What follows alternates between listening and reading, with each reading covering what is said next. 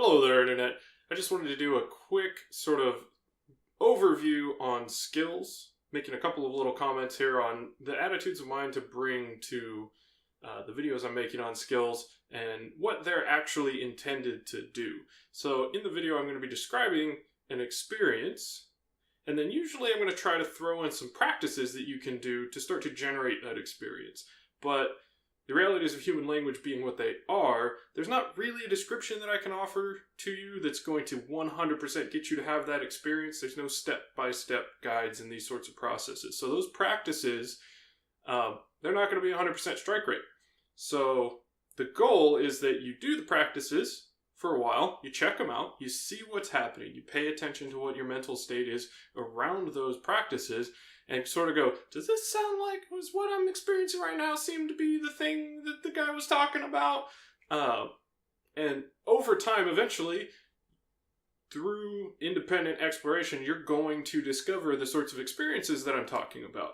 Once you're there, that's where the practice begins. But it might be, some cases, weeks, maybe even months, before you actually go, this is actually the thing. Okay, cool. And in the meantime, there's all the benefits of just general mindfulness practice that are accumulating for you, but you're not quite there yet on practicing that particular skill. Now, once you get there, once you have this is the thing, okay, cool.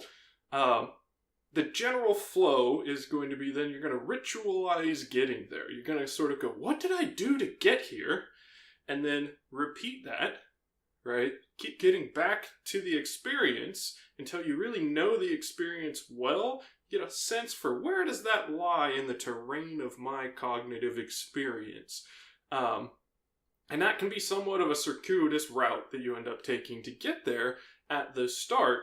But as you get more and more familiar, it's going to be easier and easier and easier to go directly to the experience that you're interested in. And then, right, you can develop your own techniques for triggering that within your mind immediately, and then strengthen your connection to that experience so that you can use that to determine what your broader experience of life is. So in the example of the first video in the skills track, I already forgot what that was about. I just made it a couple days ago. Turning on the floodlights. There we go. For the turning on the floodlights video, it may not be that you sit down, you try a body check in, and you go, oh, here I am, I'm having a different experience. It might take a couple of times before it clicks and you go, oh, I can see what's different here. I can see what's happened.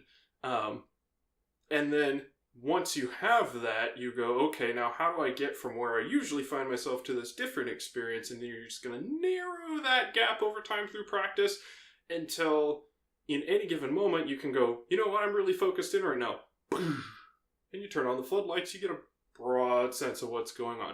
So, in general, the flow is you start some practices, sometimes not really knowing how the practices link up to the intended experience, but you go with it.